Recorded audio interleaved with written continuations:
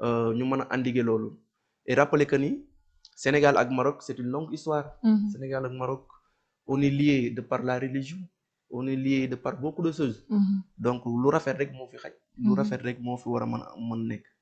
waaw kon buñ ci doxee ay tànk jàmm. ba situation yi mën a delluwaat à la normale donc dañ koy saluer.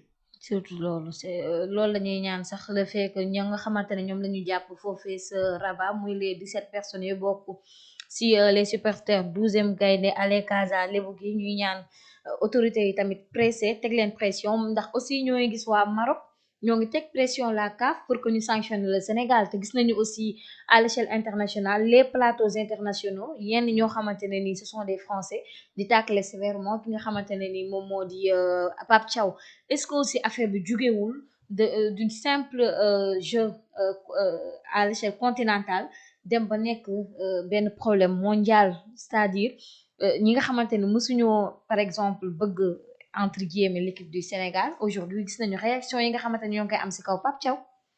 waaw loolu nag man dafa am beneen lecture bi ma ci am. mooy la lecture bi ma ci am mooy que dama jàpp ni.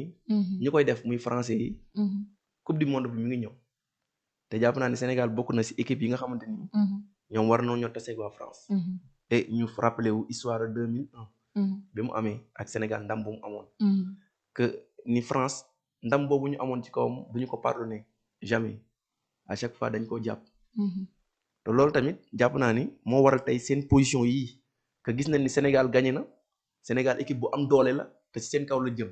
donc peut-être ils ont senti la menace jëm ci coupe du monde bi Sénégal probable victoire bu mu mën a am si ñoom. c'est pourquoi ils essaient de sonner l'alerte man jàpp naa ni c'est ça. ñu sonner l'alerte bi. pour wax ni kat bon pour jéem a diaboliser les Sénégalais mais loolu noonu vraiment dama jàpp ni c'est un mal nécessaire. c'est un mal nécessaire mooy que ñun dinañ tax ñu xam suñu bopp gën a xam nu ñuy préparer wu psychologiquement mentalement ñi koy def aussi tamit rappeler ni c'est pas tous les Français aussi. ouais surtout dafa am ñenn ci ñu nga xamante tous les Français mën nañu ne la quasi totalité des Français sax gis nañu injustice bi nga xamante ne moo doon am sur le terrain. il y a des Français qui ont jubilé pour le Sénégal. bien évidemment xanaa Élysée ba rek lañ leen ko tere lañ leen tere ne jubilé du fa am. voilà mais loolu aussi tamit c'est normal.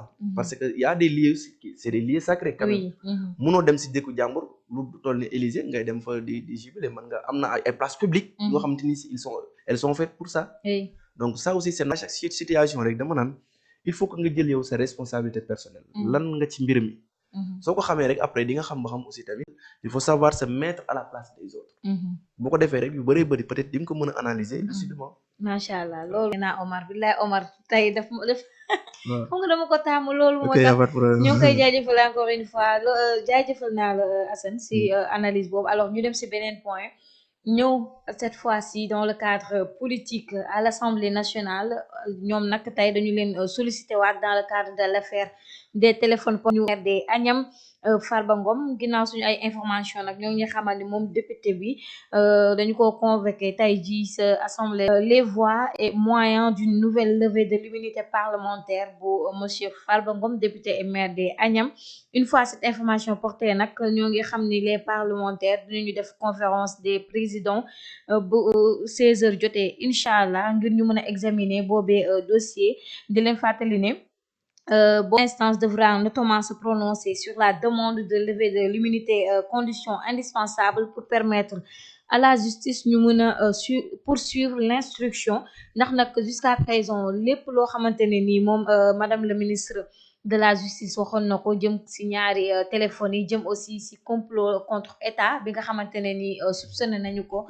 ci ki nga xam ne moom moo di Farba Ngom ñoo ngi xamal ni tant que yëkkati ñu immunité parlementaire bu maire des Agnam bile ki nga xamante moo di l'honorable député duñu mën a examiner boobee dossier raison pour laquelle les députés tey jii dinañu daje foofee ci assemblée nationale à 15 heures suñu si paree à 16 heures conseil des présidents dina am ngir ñu mën a examiner boobee dossier mën a yëkkati li nga xamante mooy immunité parlementaire bu député et maire des Agnam alors Assane Diop après Moustapha Diop sa doomu baay c'est au tour de Farba Ngom.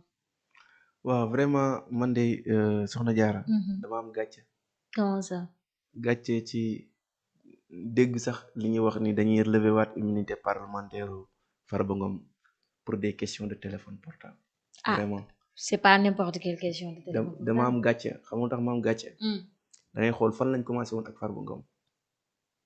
lan moo taxoon ñu téye ko luñ ko jiiñoon blanchiment de capitaux. escroquerie loolu yëpp ñu juge bi bàyyi ko libéré ko ne ko defoo dara. ah waxu ko defoo dara de liberté provisoire rek lañ ko bëggoon jox le temps que ñuy wéyal enquête bi tuuti lan enquête bi ñoom kay juge bi kay déglu woon na leen ba pare moo Tahirou Sarr xanaa gisoo lu dëggoo woon loolu. si juge bi déglu na leen mais waxu leen defoo leen dara liberté. waaw xam nga justice dafa am nu muy waxee ñun tamit am na nu ñuy waxee. xam nga tey justice bu nee la defoo dara dalay acté maanaam dalay bindal lu dañuy wax lu ñuy wax ne non lieu. voilà xam nga loolu justice bindagu ko. te loolu procédure la. li la koy won mooy da ngay xool kaawu Mansour Faye. fu mu mujj tey lan lañ ko jiiñoon. fan la mujj acquittement. voilà ndax ma ni dama am gàcce mooy que Farba Ngom dañ ne woon dañoo sàcc suñu alal. 125 milliards mujj fan. tey ñu ñëw ñu ni ay téléphone lañ fekk si moom ba pare muy téléphone yi am ay vidéo à caractère indécent. donc loolu moom vraiment gàcce laa si am ci suñu justice tey ministre en tant que ministre de la justice taxaw ak sénégalais yëpp rusul kenn ndeysaan. avec le Sénégal réew bu mu mel ak ni mu toll ak personnalité yi fi nekk yëpp.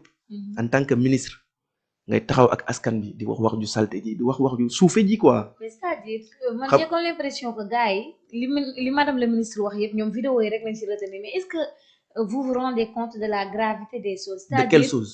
400 messages yi interaction yi 60 échanges yi nga xamante am na ko même à l'échelle internationale complot contre l'État li ñu wax ci loolu complot contre l'État. Qu'est-ce que vous prouvez que léegi non man si ay parole madame la ministre la basé damaa ne pourquoi ngeen mën a basé wu seulement si ay vidéo alors que wax na des choses beaucoup plus graves que ces vidéos là d'ailleurs ce sont ces choses graves là moo war a tey député yi ne dañuy dem pour ñu mën a permettre juge d'instruction gën a mën a dugg si au fond de ce dossier. damay rappeler l'histoire. Ousmane Sonko taxawoon na añam ni Farba Ngom bi mooy sa dernière élection booy participer. ban période campagne. Soxna Diarra yow da ngay waxal waa Pastef wala dama may poser question. ayca da ngay bàyyi ma continuer ma doxal dégg nga.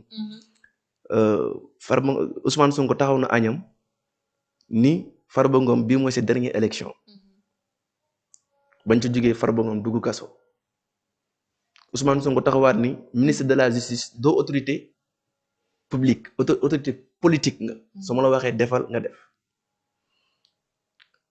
Yacine Fall du moom mooy inculper quelqu'un du son rôle procureur de la république moom mooy topp nit ni ko voilà charge yi lañ la toppee yaa def lii yaa def loolu dañoo njort sax ni dañoo njort xam nga waxul ni lu nga xamante ni c'est une réalité présomption d'innocence dafa am et c'est un principe dans la justice kon ça veut dire que benn du ministre bi moom moo war a charge yooyu mu teg si kawam yëpp du moom moo ko war a wax benn ñaareel ba mooy man damaa jàppoon ni Yacine Fall da doon politique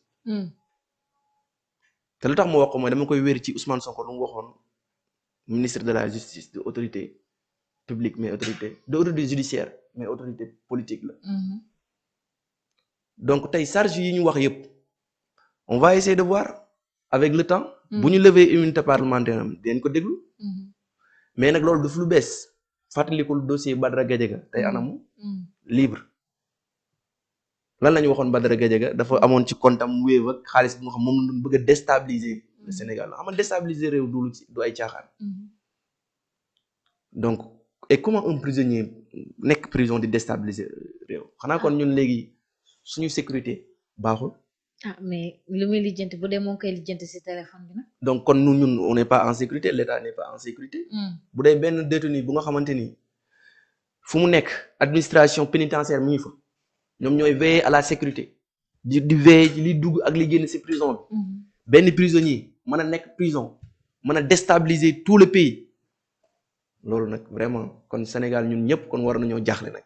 mais administration pénitentiaire gis nga garde pénitentiaire monsieur Abdou Karim Gueye moom nga xamante ni ko tegoon loxo démb la doon jàkkaarloo ko juge actuellement placé nañu ko sous mandat de dépôt pour corruption passive d'avoir moom moo jox ki nga xamante moo di Farba Ngom téléphone et que moom il a confirmé mais nee na son propre téléphone moom téléphone am la jël jox ki nga xamante moom moo di Farba Ngom mu ko doon utiliser. waaw xam nga déjà man loolu gëwuma ko. li tax ma ne gëwuma ko mooy que léegi kooku bu joxee téléphone am Farba Ngom moom lu mu doon wuyoo.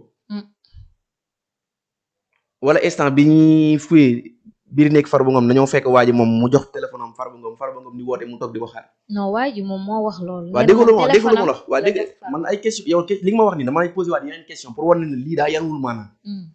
li tax yanuwul maanaam mooy que waa ji bu joxee téléphone am bu aalee téléphone personnel am Farba Ngom. xanaa àllu ko toute la journée. mais bu ñu def fouille bi sax est-ce que bi ñu def fouille bi kon garde pénitentiaire bi boobu noonu mu ngi woon ci biir chambre bi ak Farba Ngom. waaw wala déet kon ça veut dire que loolu noonu question yooyu soo ko posé rek xam ni man jàpp naa ne affaire politique la.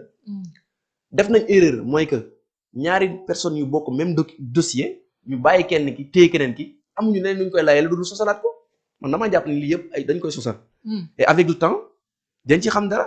nañ bàyyi ba ki ngay wax nii pénitentiaire garde pénitentiaire bi nañ bàyyi ba mu jàkkaarloog juge bi. moom laa lay wax. démb la ñu ko placé sous mandat de dépôt déglu nañu ko wax na ne moom avoué na ni jël na téléphone am. waaw mais est-ce que dañ ko àttee ko ki nga xamante ne moom la kii mais placé nañu ko actuellement. passé na première nuit si biir prison bi. waaw mais après dañ koy présenter juge. je sais xam nga procureur moom moo lay mettre en mandat de dépôt. mais juge bi moo lay àtte. moo lay kii disculper wala mu libéré la. mu inculpé wala mu libéré la. loolu juge la procureur moom moo lay def mandat de dépôt. voilà donc man histoire yi yëpp vraiment man dama si am gàcce bëgguma sax di si wax.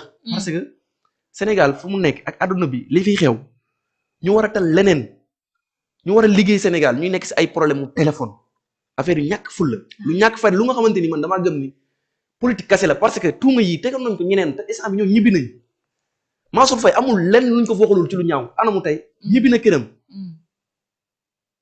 ak ñeneen ñu nga xamante ni tuumal na leen wax leen lu bon lu nekk instant bi tey ñibbi nañ seen kër te du benn du ñaar kon ça veut dire que man jàpp naa ne ñii maanaam dañuy distraire pour affaire téléphone nga jógee si 125 milliards ku nga xamante ni nga ni defoon na escroquerie yi def nga jiñ ko maanaam façon jiñ bu nekk munu ci ba léegi amagoo si benn preuve yow léegi ngay indiwaat beneen dossier ni noonu dañ ko fekkee ñaari téléphone doon jéem a déstabiliser réew mi ay doon wax ak ku nekk France ak ay doon wax ak ay avocat ma xam nga loolu noonu on passe à autre chose quoi vraiment man yooyu bëgg ma si wax. mais jar na wax quand même. non vraiment moi c'est un choix quoi. député la Farba Ngom député la tamit Assane aujourd'hui tey député suñu demee ba ne dañuy daje à l'Assemblée nationale cela veut dire que dossier bi. ñaari dossier lay doon c'est-à-dire ñaari dossier lay doon et loolu aussi mënuñu see ñàkk wax. d'accord mais man dama jël décision comme keroog kii Omar bu ma